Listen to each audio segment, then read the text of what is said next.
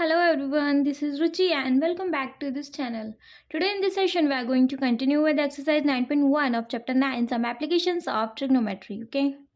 इस वीडियो में हम देखेंगे क्वेश्चन नंबर 12, लेकिन उससे पहले एज यूजुअल हमारा एक हम्बल रिक्वेस्ट कि अगर आपको मेरा ये वीडियो समझ में आए या मेरा पढ़ाने का तरीका अच्छा लगे तो आप प्लीज़ मेरी इस वीडियो को लाइक कीजिएगा, चैनल को सब्सक्राइब कीजिएगा और जिनके लिए भी ये वीडियो हेल्पफुल आप प्लीज़ उनको इस वीडियो को शेयर कर दीजिएगा।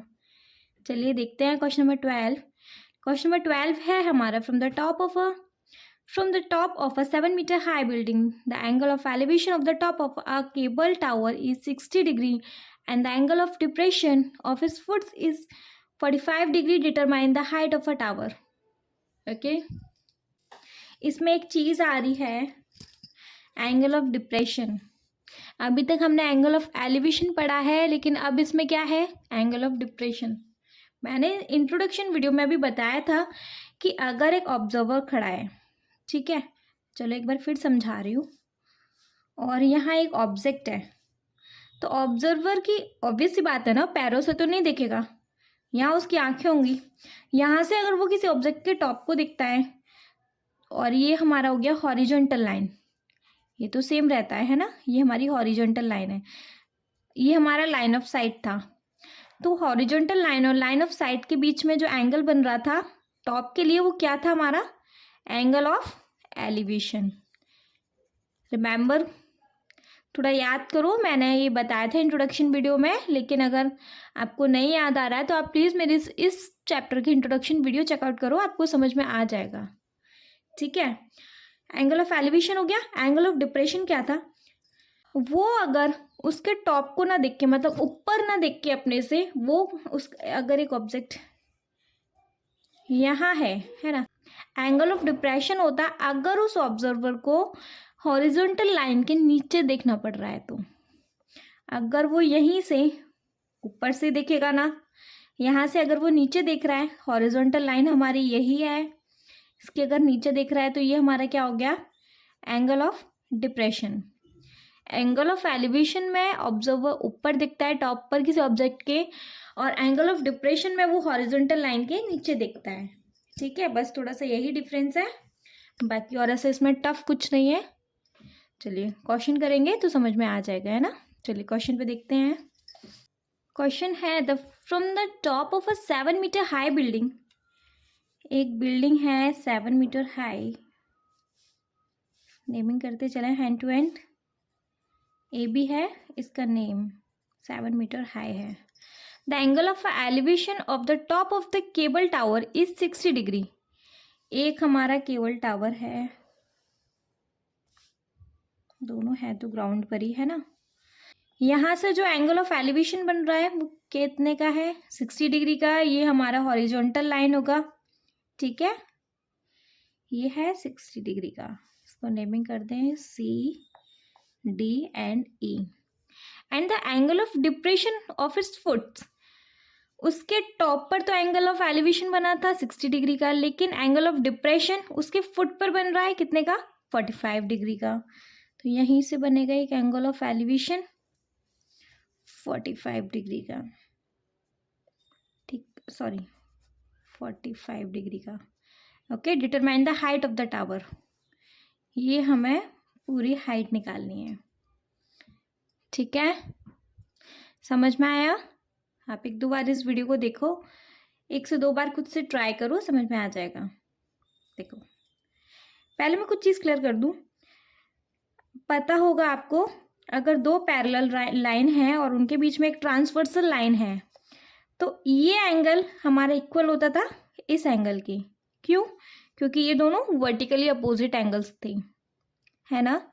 तो सेम अगर ये हमारी पैरेलल लाइन है और ये हमारी ट्रांसवर्सल लाइन है, सी इतना हाईलाइट करो, ये हमारी पैरेलल लाइन है और ये हमारी ट्रांसवर्सल लाइन है, तो ये एंगल इक्वल होगा इस एंगल के।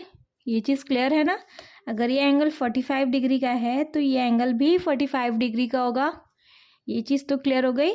चलिए एक चीज़ और दिख रही है हमें, ए बी इक्वल है सी ई के, है ना, कॉमनली पता चल रहा है। ये 7 मीटर है तो ये भी 7 मीटर हुई, गिवन नहीं है लेकिन दिख रहा है। बी सी इक्वल है ए ई के, है ना, मैं ये इसलिए क्लियर कर रही हूँ क्योंकि इनमें से कोई एक चीज़ निकालो तो दूसरी चीज़ अपने आप निकल आएगी, ये हमारे लिए हेल्पफुल हो जाएगी। तो मैं यहाँ पहले तो वही चीज़ लिख दूँ, हमारा ए बी इक्वल है ई सी के, जो कि 7 मीटर है ऑलरेडी, है ना, और ए ई इक्वल होगा हमारा बी सी के। ठीक है जी। कैसे निकाल सकते हैं इस पूरे की लेंथ? इतनी तो पता है, डी ई और मिल जाए, है ना, तो 7 + डी ई कर लेंगे तो हमें सी डी मिल जाएगी। सी डी तो ही चाहिए ना। देखो, हम इस वाले ट्राइंगल को लें, हमें 7 मीटर दिया हुआ है, हम अगर बेस निकाल लेंगे तो वही बेस इक्वल हो जाएगा इसके, है ना, तो इससे यहाँ बेस हो गया, ये लाइन निकालना ईजी हो जाएगा। देखो मैं एक एक स्टेप में बताती हूँ तो समझ में आएगा। अगर हम इस वाले ट्राइंगल को लें तो 7 मीटर परपेंडिकुलर दिया हुआ है, बेस निकालना ईजी है। देखते हैं, in triangle A B C, tan ही है ऑलरेडी, tan कंसिडर हो रहा है, tan ले रही हूँ डायरेक्ट, tan 45 होता है P/B। P बोले तो ए बी एंड बेस है हमारा बी सी। ठीक है,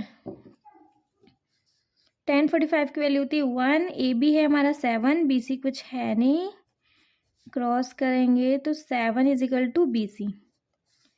बी सी आ गई हमारी 7, तो अगर ये 7 है तो ये भी 7 होगी। क्लियर है। अब हम अगर इस ट्राइंगल में देखें तो हमें बेस दिया हुआ है, क्या निकालना है? परपेंडिकुलर निकाल लेंगे।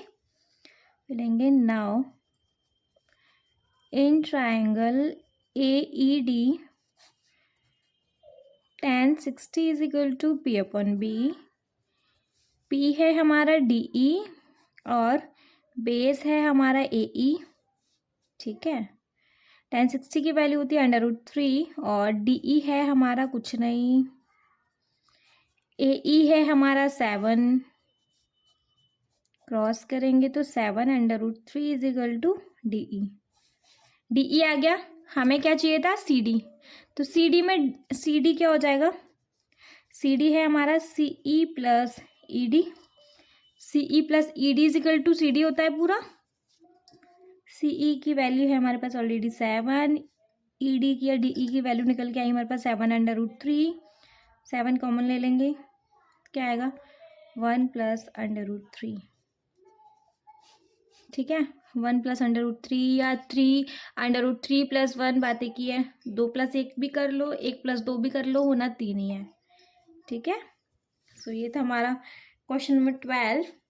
अगर आपको फिर भी कोई डाउट आ रहा हो तो आप मुझे कमेंट सेक्शन में कमेंट करके ज़रूर पूछो, लेकिन अगर नहीं पूछने का मन हो तो कोई बात नहीं, आप 1 से 2 बार मेरी वीडियो को देखो, समझ में आ जाएगा। Okay, thank you so much.